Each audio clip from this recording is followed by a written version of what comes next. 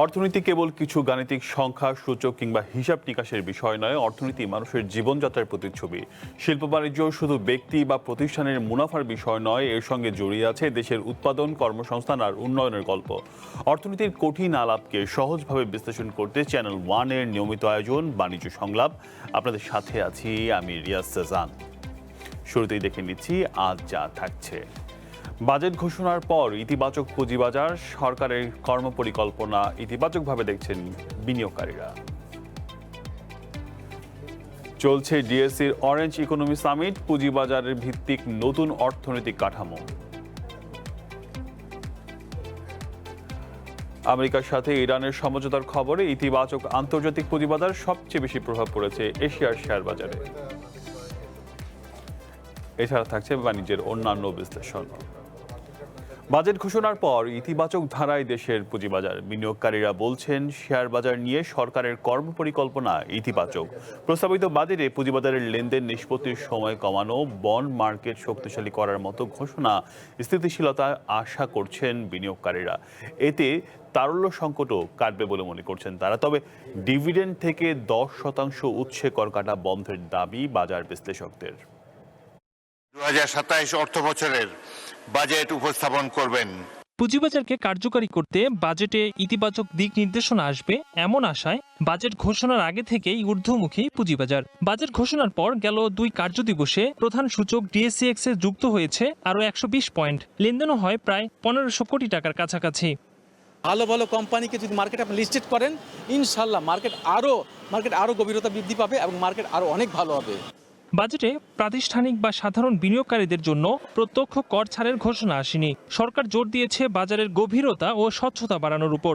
বিনিয়োগকারীদের দীর্ঘদিনের দাবি মেনে শেয়ার লেনদেন নিষ্পত্তির সময় কমানোর সুনির্দিষ্ট রূপরেখা দেয়া হয়েছে বাজেটে, যা বাজারে তারল্য প্রবাহ বাড়াতে বড় ভূমিকা রাখছে।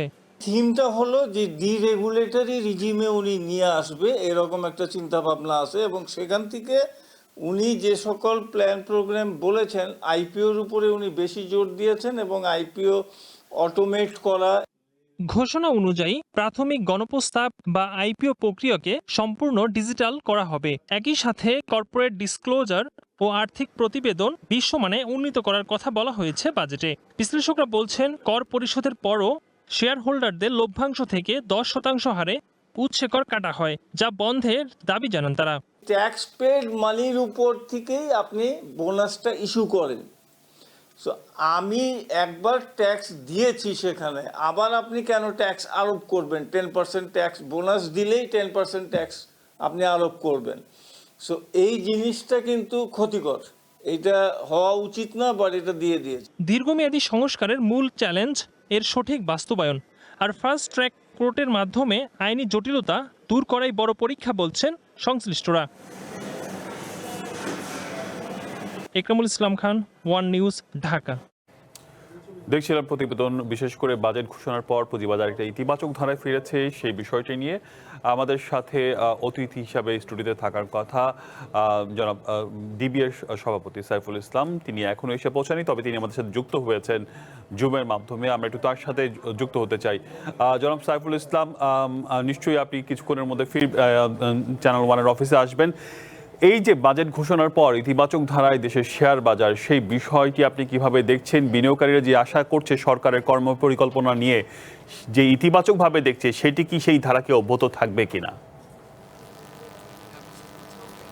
থ্যাংক ইউ, আসসালামু আলাইকুম। আপনার প্রথমে আমি ক্ষমা চেয়ে নিচ্ছি, কারণ ট্রাফিকটা আজকে আমাকে এই পর্যন্ত এসে পৌঁছতে দেয়নি, but I am on the way. আমি একটু শুরু করতে যাচ্ছি, সেটা হচ্ছে যে আপনার এই বাজেটটা আমাদের বহু প্রতীক্ষিত একটা বাজেট। কেন বলছি সেটা হচ্ছে যে আপনারা সবাই জানেন যে এই সরকার যখন ক্ষমতায় আসে, তখন ম্যানিফেস্টোতে আমাদের এই ক্যাপিটাল মার্কেটের একটা বড় অংশ জুড়ে ছিল ম্যানিফেস্টোতে, যেখানে ওনারা কমিট করেছিলেন যে বাজারে কি কি উন্নয়ন করবেন। এবং প্রথম যে উন্নয়নটার কথা বলেছিলেন সেটা হচ্ছে যে আপনার বাংলাদেশ সিকিউরিটিজ অ্যান্ড এক্সচেঞ্জ কমিশনকে ঢেলে সাজানো হবে।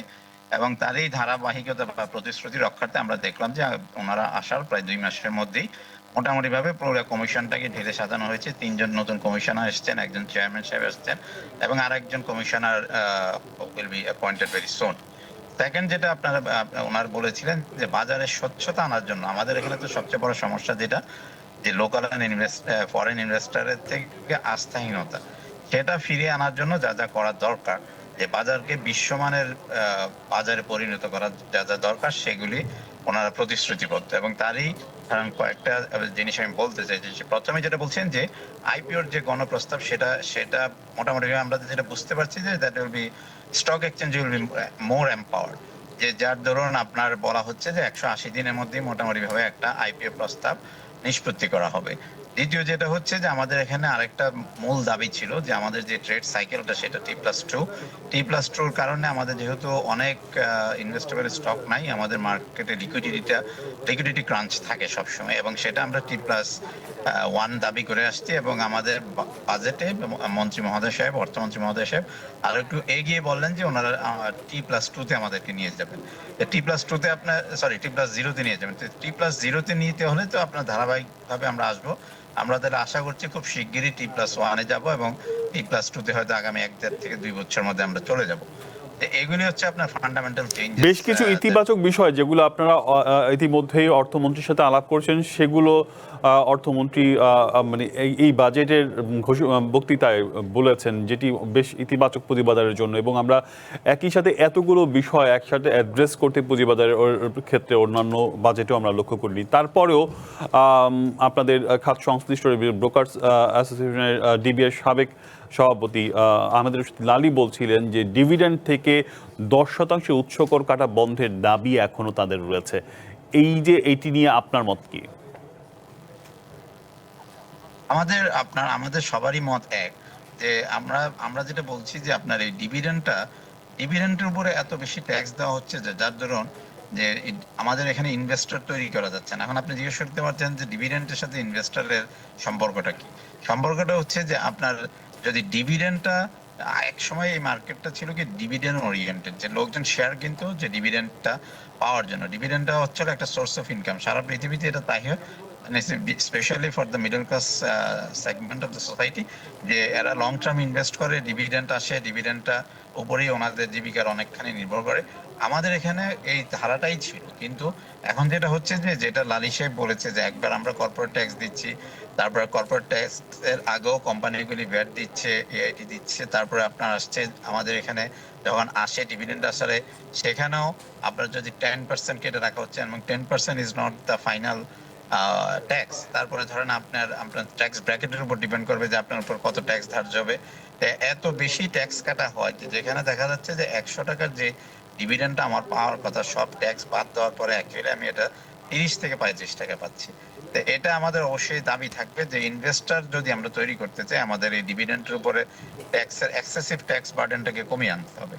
দ্বিতীয় যে জিনিসটা আমরা বলছি, যদিও এখনো আপনার প্রস্তাব আকারে বাজেট আসছে, আলোচনা হচ্ছে, যে আমরা যেটা বলছি এবং সরকারও যেটা বলছে যে বাজারের ডেপ্থ বাড়াতে হবে। ডেপ্থ বাড়াতে হলে মানে নতুন শেয়ার আনতে হবে, এবং আনতে হলে যে একটা ইনসেন্টিভ দিতে হবে। আমরা চাচ্ছিলাম যে লিস্টেড এবং নন লিস্টেড যে কোম্পানিগুলো আছে তাদের মধ্যে ট্যাক্সের যে গ্যাপটা সেটা আরেকটু ওয়াইড করা হোক, বাট এটা somehow it is not there, it has been missed. আমরা এটা দাবি করছি যে এই ট্যাক্সের কর্পোরেট ট্যাক্সটা একটু ওয়াইড করা হয়, যাতে নতুন আমরা এন্টারপ্রেনিউর মার্কেটে আনতে পারি, যারা ভালো কোম্পানি চালাচ্ছে, বড় কোম্পানি চালাচ্ছে।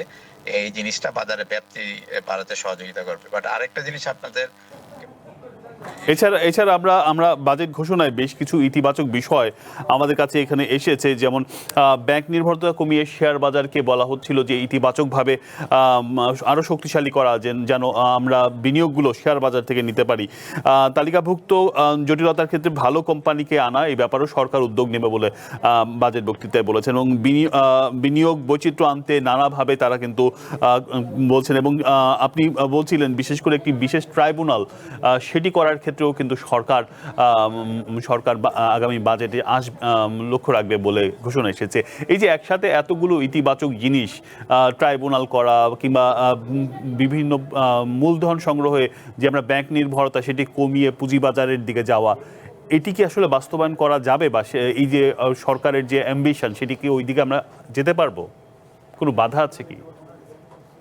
ইনশাআল্লাহ যেতে পারবো। দেখেন, এই সরকারের কিন্তু আরেকটা এজেন্ডা আছে, সেটা হচ্ছে আমাদের মার্কেটটা তো প্রি ইমার্জিং মার্কেট বা ফ্রন্টিয়ার মার্কেট, এখান থেকে আমরা ইমার্জিং মার্কেটে যেতে চাচ্ছি। এখন ইমার্জিং মার্কেটে যেতে হলে আমাদের কয়েকটা মাইলস্টোন আছে, প্যারামিটার আছে, যেগুলি আমাদেরকে অ্যাচিভ করতে হবে। বাট এই সরকারের আপনার আউট অফ দ্য বক্স একটা চিন্তা আমি বলতে চাই, এই বাজেটে যেটা আসছে সেটা হচ্ছে যে ডুয়েল লিস্টিং। যে বাংলাদেশি কোম্পানি আপনি যেটা বললেন যে এখানে পুঁজির তো স্বল্পতা আছে, তো আমরা we all know that we have capital constraint in the country. তো সেটা জন্য আমাদের দেশের যে বড় কোম্পানিগুলি আছে, যে বিশ্বমানের কিছু কোম্পানি তো আছে যেগুলি পুঁজি আহরণ করতে পারে বাংলাদেশ থেকে, করতে পারে। At the same time there are many other markets যেখান থেকে ওনারা পুঁজিটা আহরণ করতে পারে। এইটার ব্যাপারে খোলাখুলি ভাবে আলোচনা হয়েছে, প্রস্তাব দেওয়া হয়েছে। যদি এটা করা হয় তাহলে আমার মনে হয় যে বাংলাদেশের যে বিশ্বমানের কোম্পানিগুলি they can go global. Like say আপনি যদি আমাদের পার্শ্ববর্তী দেশের অনেক কোম্পানি দেখেন, নিউ ইয়র্ক স্টক এক্সচেঞ্জে listed, Hong Kong listed, Singapore listed, এই যে একটা অপরচুনিটি ক্রিয়েট করা, এখানে দেয়ার আর ফিউ ইস্যুস যেগুলি আমাদেরকে অ্যাড্রেস করতে হবে। বাট আমি সরকারের সদিচ্ছাটাকে আমরা সাধুবাদ জানাই, ইউ শুড ওয়েলকাম। জি, আমরাও সাধুবাদ জানাই সরকারের সদিচ্ছাকে। আপনি আছেন আমাদের সাথে, একটা বিরতি নিয়ে ফিরি। দর্শক, চলছে বাণিজ্য সংলাপ, একটা বিরতি নিচ্ছি, সঙ্গেই থাকুন। আরো একবার স্বাগত, সাথে থাকার জন্য ধন্যবাদ। আমরা আলোচনা করছিলাম পুঁজিবাজার নিয়ে। নারীর অর্থনৈতিক ক্ষমতায়ন, লিঙ্গ অন্তর্ভুক্তি এবং জলবায়ু সহনশীলতার জোরদারে বাংলাদেশের অরেঞ্জ মুভমেন্ট বা অরেঞ্জ ফাইন্যান্সিং এর উদ্যোগ বাস্তবায়নের সুযোগ রয়েছে। মঙ্গলবার ঢাকা স্টক এক্সচেঞ্জ আয়োজিত অনুষ্ঠানে কথা বলেন বক্তারা। তারা জানান, বাংলাদেশ ব্যাংক চাইলে নারী উদ্যোক্তা, নারী নেতৃত্বাধীন ক্ষুদ্র ও মাঝারি শিল্প এবং অন্তর্ভুক্তিমূলক ব্যবসায় অর্থায়নের জন্য একটি বিশেষ অরেঞ্জ রিফাইন্যান্সিং স্কিম চালুর বিষয়টি বিবেচনা করতে পারে। লিঙ্গভিত্তিক অন্তর্ভুক্তিমূলক বিনিয়োগকে উৎসাহিত করতে অরেঞ্জ বন্ড চালু করার কথাও বলেন বক্তারা, এবং বিনিয়োগের সুযোগ তৈরি হবে এতে, জানান আয়োজকরা। অরেঞ্জ ফাইন্যান্সিং এবং পুঁজিবাজার ভিত্তিক নতুন অর্থায়ন কাঠামো বিদেশি বিনিয়োগ আকর্ষণে গুরুত্বপূর্ণ ভূমিকা রাখবে বলেও মনে করেন তারা।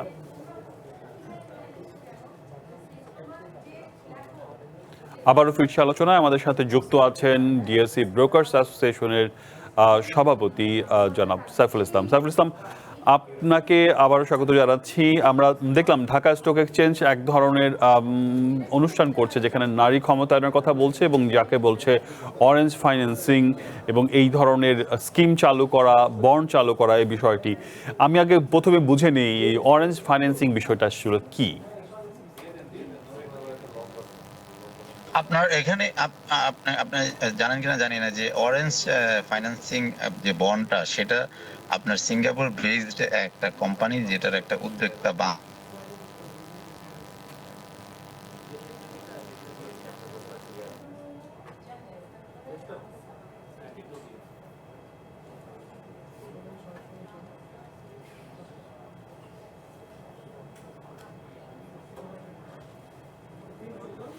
জি, নিশ্চয়ই আপনি কিছুটা যান্ত্রিক ত্রুটি হয়েছে, আপনি নিশ্চয়ই আছেন আমাদের সাথে। আমাদের দেখছিলাম যে পুঁজিবাজার নিয়ে অরেঞ্জ ফাইন্যান্সিং এর বিষয়টি, বিশেষ করে নারী ক্ষমতায়নের জন্য ডিএসসি আজকে এই আয়োজনটি করেছে। এই আয়োজনের মাধ্যমে মূলত নারীরা পুঁজিবাজার এবং অর্থায়নের ক্ষেত্রে বিশেষ ভূমিকা রাখবে বলে এই বিষয়টি নিয়ে আলোচনা করছে। আমাদের সাথে এরই মধ্যে আবারও যুক্ত হয়েছেন জনাব সাইফুল ইসলাম, আমরা নিশ্চয়ই তাকে পাবো। আপনি বলছিলেন যে অরেঞ্জ ফাইন্যান্সিংটা কি, আবার একটু বলবেন যদি। বলছি যে আমাদের এখানে যে নারী ক্ষমতায়নের কথা বলছি, ক্ষমতায়নের পূর্ব শর্তে হচ্ছে অ্যাক্সেস টু ফান্ড, যেটা আমাদের আমরা সবাই জানি যে নারী উদ্যোক্তাদের জন্য এটা একটা ভেরি চ্যালেঞ্জিং বিষয়, যে আমরা সহজে এখানে নারী উদ্যোক্তাকে ফান্ড দিতে পারি না। এই অরেঞ্জ বন্ডের মাধ্যমে যে specifically targeting the women entrepreneur, যে যেখানেই থাকুক বাংলাদেশে, তাদেরকে টার্গেট করে আমরা এই অরেঞ্জ ফান্ডটা রেজ করে নারী উদ্যোক্তাকে উৎসাহিত করতে পারি। এবং এই ফান্ডের সাথে কিন্তু আমরা আরেকটা জিনিস কোরিলেট করতে পারি, সেটা হচ্ছে যে আমাদের এখানে একটা মার্কেট আছে, আপনারা জানেন যে অল্টারনেটিভ ইনভেস্টমেন্ট বোর্ড, যেটা AIB, আমাদের এখানে SME মার্কেট আছে। সেখানে এই যে ক্ষুদ্র বিনিয়োগকারী, ক্ষুদ্র উদ্যোক্তা, যারা নারী উদ্যোক্তা, তাদের জন্য আমরা সুবিধা করে দিতে পারি যে ওনারা এখানে এসে বন্ড রেজ করতে পারবেন, আপনার সোললি করতে পারবেন, কালেকটিভলি করতে পারবেন, ওনাদের ছোট ছোট কোম্পানিগুলি লিস্ট করতে পারবেন। এটা মানে আপনার অ্যাজ এ হোল যদি আমি দেখি, এটার পার্সপেক্টিভটা হচ্ছে যে উইমেন এন্টারপ্রেনার যারা আছে তাদেরকে তাদের অ্যাক্সেস টু ফান্ডটাকে, ফান্ড মোবিলাইজেশনটাকে আপনার অনেক ইজি করে দেওয়া, যাতে ওনাদের যে উদ্যোগগুলি ওনারা নিয়ে থাকেন সেটা বাস্তবায়নটা যাতে সুবিধা হয়, ওনাদের যে ব্যবসাটা সেটা। জি, একই সাথে আমরা দেখছি যে দেশের পুঁজিবাজারে একসময় নারীদের অংশগ্রহণ বেশ খানিকটা বেশি ছিল, সেখানে আমরা বর্তমানে কিন্তু পুঁজিবাজারে নারীদের অংশগ্রহণ যত দিন যাচ্ছে কমে যাচ্ছে, এবং আমরা অনেক বিনিয়োগকারী দেখেছি যে এরই মধ্যে ঝরে পড়তে, যারা আসলে ঘরে বসে পুঁজিবাজারের সাথে যুক্ত ছিল সেই বিষয়টি কিন্তু আমরা এখন দেখছি না। এই যে নারীদের অংশগ্রহণ পুঁজিবাজারের ক্ষেত্রে সেটি কমে যাওয়ার কারণ আপনি কি দেখছেন? কেন তারা আসলে পুঁজিবাজার থেকে ছিটকে পড়ে যাচ্ছে? শোনেন, আপনার যেটা দেখতে হবে যে আসলে যদি শুধুমাত্র নারী উদ্যোক্তারা ছিটকে পড়েছে এটা ঠিক না। আপনি যদি দেখেন আমাদের এখানে 33 লাখ বিনিয়োগকারী ছিল, সেখান থেকে এটা নেমে আসছে 16 লাখ। প্রপোর্শনেটলি নারী বিনিয়োগকারীও আমরা মানে উই হ্যাভ লস্ট দেম। আমাদের এই বিনিয়োগকারী সংখ্যাটাকে আমাদেরকে আবার যে পরিমাণ ছিল তার চেয়ে বেশিতে নিতে হবে, এবং তখনই আমরা নারী বিনিয়োগকারীদেরকে আবার ফেরত পাবো। আর আরেকটা জিনিস হচ্ছে যে আমরা তো গত কয়েক বছর ধরে ধারাবাহিকভাবে বিনিয়োগকারীদের জন্য আপনার কোনো রিটার্ন এনশিওর করতে পারিনি, এখন আপনার ওনাদের পুঁজিও ধরে রাখতে পারিনি। আসলে মার্কেট পারফরমেন্সের উপরে ডিপেন্ড করে যে বিনিয়োগকারীরা মার্কেটে থাকবে কি থাকবে না। এটা যেমন নারী বিনিয়োগকারীদের ক্ষেত্রে প্রযোজ্য, এটা মানে it is applicable for the male also. আমাদের এখন প্রধান কাজই হচ্ছে যে এই যে আস্থাহীনতাটা থেকে বেরিয়ে এসে আমাদের মার্কেটে আস্থাটা ফিরিয়ে আনা, এবং সেক্ষেত্রে আমরা দৃঢ়ভাবে বিশ্বাস করি যে আমরা দুইটা সেগমেন্টেরই যে আমরা মনে করি নারীদের অংশগ্রহণ বাড়বে। আপনি আছেন, আরও একটা বিরতি নেওয়ার সময় হয়েছে। দর্শক, চলছে বাণিজ্য সংলাপ, আরও একটা বিরতি নিচ্ছি, সঙ্গে থাকুন। সাথে থাকার জন্য ধন্যবাদ। আবারও স্বাগত জানাচ্ছি বাণিজ্য সংলাপে। আমেরিকা ইরান চুক্তির খবরে বিশ্ব শেয়ার বাজারে ফিরেছে স্বস্তি। সবচেয়ে বেশি ইতিবাচক প্রভাব পড়েছে এশিয়ার বাজারে। জাপানের নিক্কি সূচক প্রথমবারের মতো ছুঁয়েছে 70,000 পয়েন্টের ঘর। শুধু এশিয়া নয়, ইতিবাচক প্রভাব পড়েছে আমেরিকার শেয়ার বাজারেও। দেশটির প্রধান শেয়ারের সূচক বেড়েছে 1.7%। এই ঘোষণার পর, বিশেষ করে চুক্তি হবে এমন ঘোষণার পরে কিন্তু আমরা পুঁজিবাজারে এই ধরনের পরিবর্তন লক্ষ্য করেছি।